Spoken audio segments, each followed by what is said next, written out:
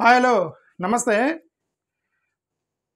ప్రజాస్వామ్యంలో ప్రజాస్వామ్యానికి ప్రతీక ఏందంటే ఎన్నికలే. ఏ దేశంలో అయినా ప్రజాస్వామ్యము అని చెప్పడానికి ప్రజలు చేత ఎన్నుకోబడినటువంటి ప్రతినిధులు ఎన్నికలే ప్రజాస్వామ్యానికి ప్రతీక. కానీ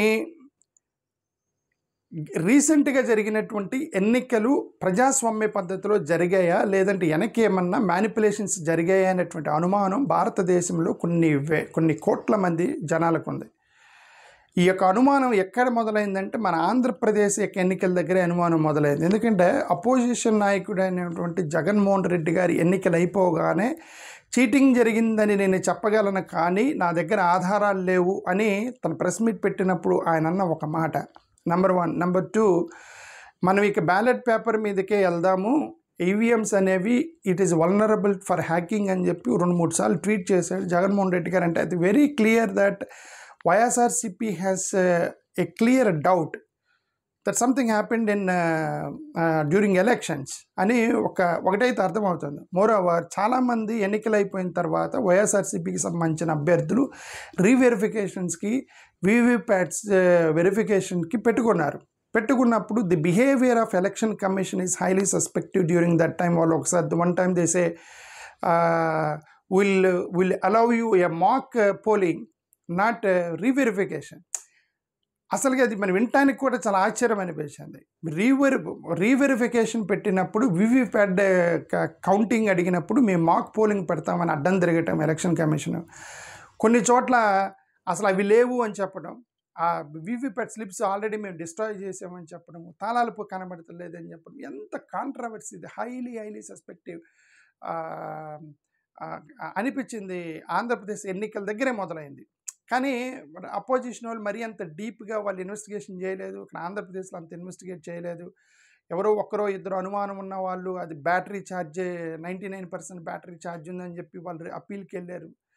బాలినేని శ్రీనివాసరెడ్డి గారు లాంటి వాళ్ళు అప్పీల్కి వెళ్ళారు. ఇలా జరిగిందే తప్ప as a party YSRCP party దాన్ని ఒక ఇష్యూగా తీసుకొని డీప్ ఇన్వెస్టిగేషన్ చేసి దాని మీద కౌంటర్లోకి వెళ్ళలేకపోవడానికి ప్రధానమైన కారణం భారతీయ జనతా పార్టీతో కొద్దిగా జాగ్రత్తగా ఉండటమే ప్రధాన కారణం. Otherwise they should done it. అదే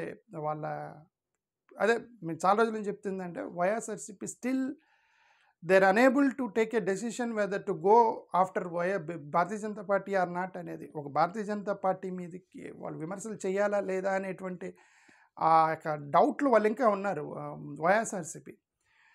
కాబట్టి వాళ్ళు ఆ రోజు అవాయిడ్ చేశారు అనిపించింది. బట్ ఇప్పుడు మహారాష్ట్రలో సేమ్ ఆంధ్రప్రదేశ్లో ఏం జరిగిందో ఇదే మహారాష్ట్రలో జరిగింది, హర్యానాలో జరిగిందని కాంగ్రెస్ వాళ్ళు అంటున్నారు. ఇప్పుడు కాంగ్రెస్ వాళ్ళు వాళ్ళు అపోజిషన్లో ఉన్నారు కాబట్టి మహారాష్ట్ర యొక్క ఎన్నికల చాటపరతం మొత్తం బయటకు తీశారు.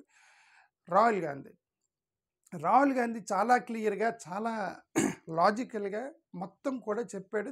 ఆ మహారాష్ట్ర ఎన్నికల్లో జరిగింది ఒక మ్యానిపులేషన్ జరిగింది అంటానికి ఒక 5 ఆధారాలు ఇస్తున్నాను అని చెప్పేసి విత్ ప్రూఫ్ రాశాడు.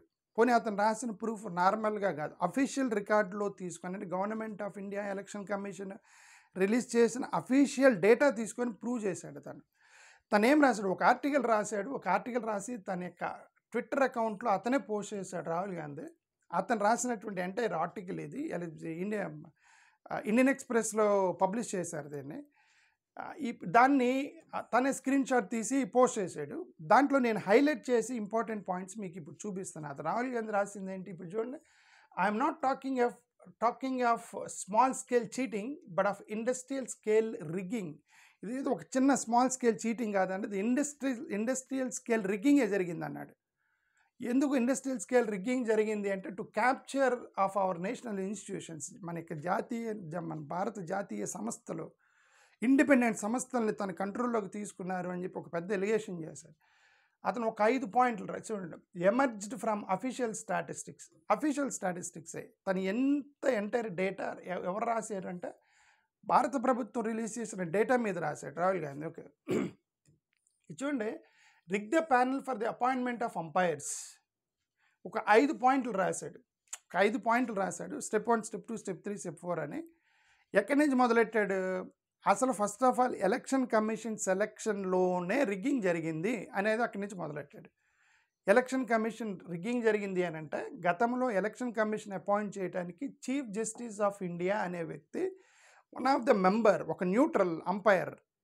మీరు క్రికెట్ ఆడేటప్పుడు ఒక న్యూట్రల్ అంపైర్ పెడతారు. ఇప్పుడు ఇండియా పాకిస్తాన్ మ్యాచ్ జరుగుతున్నప్పుడు వెస్టిండీస్ అతను ఎవరో అంపైర్గా ఉంటాడు అక్కడ. ఓకే, ఒక న్యూట్రల్ పర్సన్గా అంపైర్ ఉండాలి. ఇప్పుడు భారతదేశంలో న్యూట్రల్ పర్సన్స్ అనేవాళ్ళు ఉన్నారా అనేది ఒక పెద్ద question mark. But at least on రికార్డ్లో కాన్స్టిట్యూషన్ పరంగా కొన్ని న్యూట్రల్ పర్సన్స్ ఉన్నారు. Chief justice of India, election commission, right, రాష్ట్రపతి, ఇట్లాంటి వాళ్ళు కొంతమంది న్యూట్రల్గా ఉండాల్సినటువంటి వాళ్ళు. న్యూట్రల్గా ఉంటారా లేదని తర్వాత సంగతి. బట్ ఎనివే ఆన్ పేపర్లో న్యూట్రల్ ఇన్స్టిట్యూషన్ ఏంటంటే చీఫ్ జస్టిస్ ఆఫ్ ఇండియా.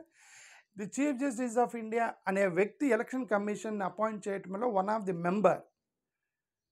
ఆ వన్ ఆఫ్ ది మెంబర్స్లో చీఫ్ జస్టిస్ ఆఫ్ ఎలక్షన్ కమిషన్ని తొలగించి ఒక క్యాబినెట్ మినిస్టర్ని పెట్టడంతోనే రిగ్గింగ్ మొదలైంది అన్నాడు రాహుల్ గాంధీ. వాళ్ళు ఏం చేశారు, ఇంతకుముందు prime minister, election commissioner, opposition leader కలిపి ఎలక్షన్ కమిషన్ పెట్టాలి. Chief justice of India, prime minister and opposition leader election commission పెట్టాలి అన్నారు.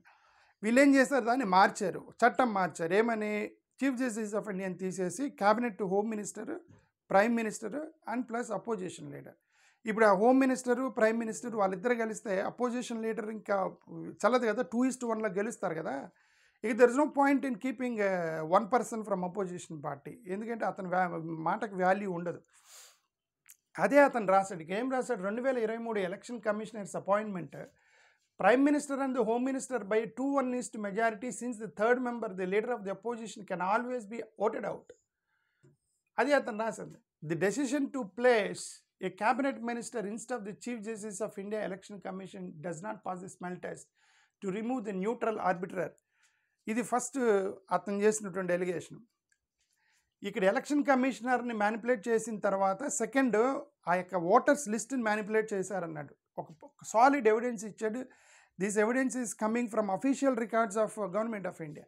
అతను ఏం రాశాడు, ఒక ఎగ్జాంపుల్ మహారాష్ట్ర గురించి మాట్లాడుతున్నాడు కాబట్టి 2019 విధానసభ ఎలక్షన్స్లో మహారాష్ట్రకి 8.98 కోట్ల జనాభా లిస్టులో ఉన్నారు. ఎప్పుడు 2019 అసెంబ్లీ ఎన్నికలప్పుడు 8,98,00,000 జనాలు ఉన్నారు. వాళ్ళు 5 సంవత్సరాల తర్వాత లోక్సభ ఎన్నికలు జరిగినప్పుడు 2024 లోక్సభ ఎన్నికలకి అది 9.229 crores, 9,29,00,000కి జనాభా పెరిగారు. అంటే ఎంతమంది పెరిగారు, 31 లక్షల మంది జనాభా పెరిగారు 5 సంవత్సరాల్లో. రిమెంబర్, ఇదే పాయింట్, 5 సంవత్సరాల్లో 31 లక్షలు పెరిగారు. వేరాజ్ నవంబర్లో 2024 ఎన్నికలు అయిపోయిన తర్వాత వెంటనే వీళ్ళు ఒక 5 నెలల తర్వాత ఎన్నికలు పెట్టారు. మేలో లోక్సభ అయిపోయిన తర్వాత నవంబర్లో విధానసభ ఎలక్షన్ జరిగింది. 5 నెలల్లో కొత్తగా కొంతమందిని యాడ్ చేశారు. ఎంతమందిని యాడ్ చేశారు, 41 లక్షల మందిని యాడ్ చేశారట. ఇది చీటింగ్ అంటాడు రాహుల్ గాంధీ. ఎందుకు, 5 సంవత్సరాల్లో నువ్వు కొత్త క్యాండిడేట్ని యాడ్ చేసింది 31 లక్షల మంది, 5 నెలల్లో 41 లక్షల మంది కొత్త కుర్రోళ్ళు ల్యాండ్ నుంచి వచ్చారు విదిన్ 5 monthsలో అనే ఒక డౌట్. కరెక్టే కదా అది. 5 నెలల్లో 41 లక్షల మంది కుర్రోళ్ళు 18 సంవత్సరాలు దాటినాయా, 5 సంవత్సరాల్లో 31 లక్షల మంది జారితే అనేది ఒక valid question he has raised. అంతేకాకుండా ఇంకొకటి కూడా రాసేసాడు ఏంటంటే, ఇప్పుడు ఈ 31 లక్షలను యాడ్ చేయటం వల్ల total number of voters 9.70 total number of voters అయ్యారు అసెంబ్లీ ఎలక్షన్ అప్పుడు. ఈ నెంబర్ ఏదైతే ఉందో మహారాష్ట్ర వాళ్ళ యొక్క అఫీషియల్ రికార్డ్ ప్రకారం ఎడల్ట్స్ ఎంతమంది ఉన్నారు అనే ఒక లిస్ట్ ఉండేది కదా, ఆ ఎడల్ట్స్ కంటే ఎక్కువ మంది ఉన్నారట. అంటే 18 సంవత్సరాలు దాటిన వాళ్ళ మహారాష్ట్రలో టోటల్ రికార్డు ఉంది ఎంతంటే 9.54 అయితే ఓటర్ లిస్టులోకి 9.7 వచ్చినాయి. అంటే ఉన్న ఎడల్ట్స్ కంటే ఎక్కువ ఓటర్ ల్యాండ్ నుంచి వచ్చారని అనేది ఒక ఎలిగేషన్ చేశాడు. స్టెప్ 2 అంటే అర్థం, స్టెప్ 1లో ఎలక్షన్ కమిషన్ మార్చి మ్యానిపులేట్ చేశారు, స్టెప్ 2లో రిజిస్టర్ని మ్యానిపులేట్ చేశారు, అంటే ఓటర్ లిస్ట్ని మ్యానిపులేట్ చేశారు. ఇప్పుడు ఓటర్ లిస్ట్ని మ్యానిపులేట్ చేసినప్పుడు ఓటుగా మారాలి కదా, ఓటర్ టర్న్అవుట్ మ్యానిపులేట్ చేయాలి. ఇప్పుడు అతను 3వ స్టెప్లో రాశాడు ఓటర్ టర్న్అవుట్ని ఎలా మ్యానిపులేట్ చేశారని. ఎలా చేశారట, 5 గంటల తరువాత ఏ పోలింగ్ బూత్లో కూడా ఇదిగోండి ఏ పోలింగ్ బూత్లో కూడా అన్యూజువల్గా ట్రాఫిక్ లేదు, అన్యూజువల్గా క్యూ ఉండటం కానీ, ఇదిగో ఈ పోలింగ్ బూత్లో 12 గంటల దాకా ఓట్లు వేసారని కానీ పెద్ద క్యూ ఉంది కానీ అలాంటి రిపోర్ట్ లేదు మహారాష్ట్రలో. మ్యాక్సిమం 5 గంటల లోపు అయిపోయింది. ఎవరో కొద్దో గొప్ప 5 గంటల తర్వాత లైన్లో ఉన్న వాళ్ళు ఉన్నారు తప్ప అన్యూజువల్ ట్రాఫిక్ లేదు. అలాంటిది 5 గంటల తర్వాత పోలింగ్ అయినటువంటి పర్సంటేజ్ 8% దాటింది అని ఒక లిస్ట్ ఇచ్చాడు. 7% దాటిందట. ఇది ఏ సంవత్సరం కూడా జరగలేదు అనేది అతను రాసింది ఇక్కడ. ఇది ఇక్కడ లిస్ట్ ఇచ్చాడు దానికి. ఇది చూడండి, 2009లో సాయంత్రం 5 గంటలు చెప్పిన దానికి నెక్స్ట్ డే మార్నింగ్ జరిగినటువంటి ఓటర్ టర్న్అవుట్కి -50% తేడా ఉంది. అంటే అర్థం ఏంటంటే 5 గంటలకి ఇది ఇంత పోలింగ్ అయిందని అన్నదానికి నెక్స్ట్ డే మార్నింగ్ అఫీషియల్గా రిలీజ్ చేసిన దానికి తక్కువ ఉందన్నమాట, తగ్గింది. ఇంకా 2014 ఎన్నికలకి 1% పెరిగింది. 5 గంటలకి నెక్స్ట్ డే మార్నింగ్ 6కి 1% పెరిగింది. 2019 లోక్సభ ఎన్నికలకి 0.6% పెరిగింది. ఈ ట్రెండ్ చూస్తే ఏదో 1% అటు ఇటు. బట్ 2024 ఎన్నికలకి 7.8%, 8% తేడా వచ్చిందంటే ఆల్మోస్ట్ 71 lakh ఓటర్స్ని మ్యానిపులేట్ చేశారు అనేది రాహుల్ గాంధీ రాసినటువంటి అది. సో 7.83% అంటే 76 lakh ఓటర్స్ అట. 76 lakh ఓటర్స్ ఓటేశారు అనేది 3వ ఎలిగేషన్ చేశాడు. ఓకే, ఫస్ట్ ఎలక్షన్ కమిషన్ మార్చారు, తర్వాత రిజిస్టర్ని మార్చారు, తర్వాత ఓటర్ టర్న్అవుట్ని రిగ్గింగ్ చేశారు అనేది అతను చెప్పింది. ఇప్పుడు 4వ పాయింట్ ఏంటి, రిగ్గింగ్ చేసిన తర్వాత ఏ నియోజకవర్గాల్లో రిగ్గింగ్ చేశారు, అన్ని చోట్ల చూస్తే అనుమానం వచ్చింది. కాబట్టి వాళ్ళు ఏం చేశారట, సెలెక్టివ్గా అన్ని బూతుల్లో చేయకుండా కొన్ని సెలెక్టివ్ బూతుల్లోనే చేశారట. ఆ సెలెక్టివ్ బూతులు ఏంటంటే ఇక్కడ రాశాడు, మొత్తం 1,00,000 బూతులో ఏమున్నట్టున్నాయి. ఓకే, 12,000 బూతుల్లోనే ఈ యొక్క మ్యానిపులేషన్ జరిగింది అన్నాడు. ఈ 12,000 బూతులు ఎలా సెలెక్ట్ చేశారంటే ఈ 12,000 బూతులు ఎక్కడెక్కడైతే భారతీయ జనతా పార్టీ 2024 ఎన్నికలప్పుడు, లోక్సభ ఎన్నికలప్పుడు ఏప్రిల్లో పూర్గా పర్ఫామ్ చేసిందో ఆ కాన్స్టిట్యుయెన్సీ, ఆ బూతుల్లో ఎక్కువగా మ్యానిపులేషన్ జరిగింది. ఈ కొత్త ఓటర్లు రావటం ఇవన్నీ కూడా అక్కడ జరిగింది అన్నాడు. ఇది చూడండి, the most added voters were targeted only about 12,000 booths across 85 constituencies in which the Bharatiya Janata Party had performed poorly in the Lok Sabha elections. There is an average of over 600 voters at booth after 5 PM. ప్రతి బూత్లో కూడా 5 గంటల తర్వాత వేసిన వాళ్ళు 600 మంది అట average మీద. బట్ అన్యూజువల్గా ఎక్కడ కూడా రిపోర్ట్ రాలేదు. 600 మంది లైన్లో ఉన్నారు, 500 మంది లైన్లో ఉన్నారు, ఎక్కడ రాలేదట. ఎక్కడెక్కడైతే ఈ అనుమానం వచ్చిందో, ఎక్కడెక్కడైతే ఓటర్స్ లిస్ట్ పెరిగిందో అక్కడ భారతీయ జనతా పార్టీ గెలిచింది అనేది అతను రాసింది. The EC describe the sharp increase welcome trend of youth. అతను ఏమంటే ఎలక్షన్ కమిషన్ ఎందుకింత పెరిగిందంటే యువత ఎక్కడెక్కడి నుంచో ఓటు, ఇప్పుడు ఆంధ్రప్రదేశ్లో అన్నారు కదా, ఎక్కడెక్కడి నుంచి ఓట్లు వచ్చి వేశారు, యువత మొత్తం కూడా నిలబడి ఓట్లు వేశారు అది ఇది అన్నారు కదా. ఓన్లీ మీరు పూర్గా ఉన్న దగ్గరే యువత ముందుకు వచ్చారా, మిగతా నియోజకవర్గాల్లో ఎందుకు రాలేదు అన్నాడు ఎలక్షన్ కమిషన్.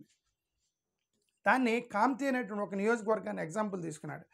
ఈ కాంతి నియోజకవర్గంలో కాంగ్రెస్ వాళ్ళకి 1,36,000 ఓట్లు వచ్చాయట 2024లో.